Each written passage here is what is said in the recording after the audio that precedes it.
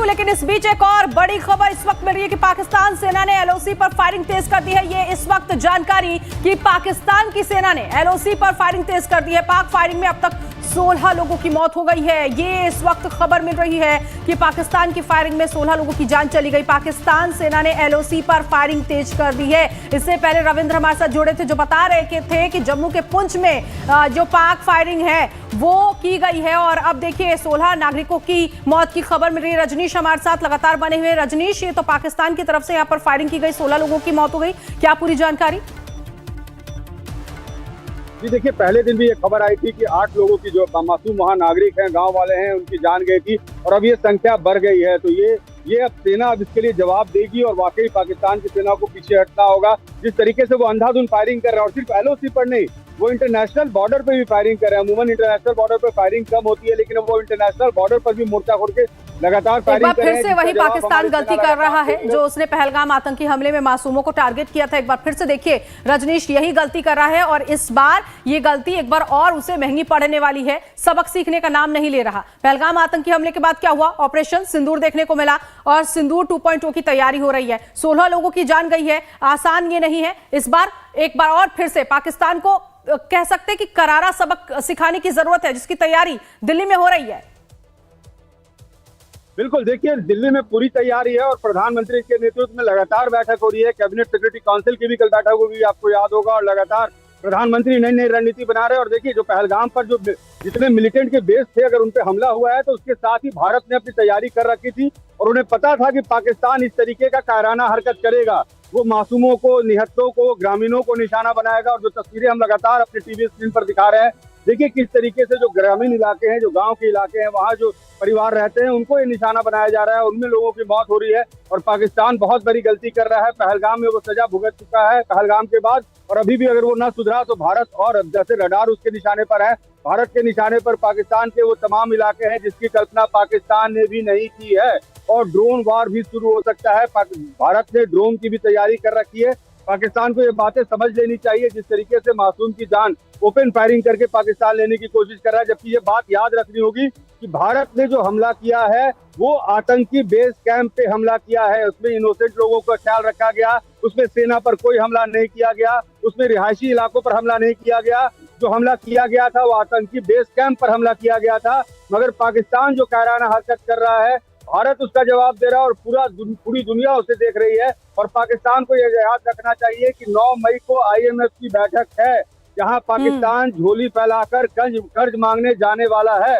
और उसके इस तरीके की हिमाकत को दुनिया अगर देख रही है तो उसे इसका हर्जाना भुगतना पड़ेगा। और वो जो आस लगाए बैठा है कि IMF में उसे फंड मिल जाएगा, उसे कर्ज मिल जाएगा, FATF में उसे लिस्ट में शामिल कर लिया जाएगा, भारत अब दुनिया को बताएगा कि देखिए पाकिस्तान के मंसूबे क्या हैं। पाकिस्तान कर्ज लेता है, पैसे लेता है और उसे आतंक में इस्तेमाल करता है, निहत्तों की जान लेने में इस्तेमाल करता है। और अभी की तस्वीरें बता रही है कि पाकिस्तान किस तरीके की हरकत कर रहा है। जी बिल्कुल, लेकिन एक सवाल यहाँ पर है कि ठीक है, बौखलाहट तो साफ तौर पर नजर आ रही है पाकिस्तान की इस ऑपरेशन के बाद, लेकिन सबसे इंपॉर्टेंट ये है कि चीन पर भी उसने भरोसा जताया, चीन से मिसाइल खरीदी, वो भी ध्वस्त हो गया। यानी कि अगर चीन से वो कभी भी मदद मांगेगा तो चाइनीज माल के बारे में तो हर किसी को पता है कि आखिर होना क्या है, ये माल टिकता नहीं है। बिल्कुल, देखिए चीन के भरोसे पाकिस्तान जरूर बैठा हुआ है। यही कारण है कि पाकिस्तान बार बार भारत को LOC पर इंगेज कर रहा है। LOC के कुछ एरिया जो उस तरफ आता है, जो पाकिस्तान के साथ जुड़ा हुआ है, वहां पर चीन का इंटरसेप्शन रहता है। पाकिस्तान चाहता है कि भारत को दोहरी लड़ाई में फंसाया जाए, यानी पाकिस्तान के साथ भारत इंगेज रहे और चीन के साथ भी इंगेज रहे। लेकिन चीन, मुझे नहीं लगता है कि ऐसी किसी लड़ाई में खुद को डालना चाहेगा। और पूरी दुनिया भरी बार बार यही कह रही है कि संयम रखिए। और पाकिस्तान जैसे देश के साथ महज तुर्की और कुछ देश ऐसे हैं जो उसके साथ है, बाकी पूरी दुनिया इस वक्त भारत के साथ खड़ी। और आप देखिए, जब एक तरफ आज पाकिस्तान इस तरीके की हरकत कर रहा है, ईरान के जो विदेश मंत्री हैं वो हमारे देश में आए हुए हैं, आज वो विदेश मंत्री एस जयशंकर से मुलाकात कर रहे हैं, 20 सूत्री द्विपक्षीय बातचीत चल रही है। तो पाकिस्तान के इस हरकत को पूरा देश देख रहा है। और यूनाइटेड अरब एमिरेट्स जैसे जो देश हैं वो भी भारत के साथ करे और पाकिस्तान उनसे कर्ज लेना चाहता है। तो पाकिस्तान जो हरकत कर रहा है, दूसरे लोगों के अगर वो ये लेना चाह रहा है, उसको लग रहा है कि दूसरे लोगों से उसे मदद मिल जाएगी दूसरे देश से, तो कोई भी देश इस वक्त पाकिस्तान के साथ खड़ा होने को तैयार नहीं है। पहलगाम में जो कुछ हुआ है उसके बाद पाकिस्तान से हर किसी ने खुद का किनारा कर लिया और सभी को पता है कि पाकिस्तान से संपोषित आतंकवाद जो है वो भारत के इनोसेंट लोगों को, गरीब लोगों को निशाना बना रहा है। रविंद्र भी इस वक्त हमारे साथ जम्मू से एक बार फिर से सहयोगी जुड़ गए हैं। रविंद्र, एक खबर मिल रही है कि पाकिस्तान की फायरिंग में 16 लोगों की जान चली गई, एलओसी पर ये फायरिंग की गई है, पूरी जानकारी जरा बताइए।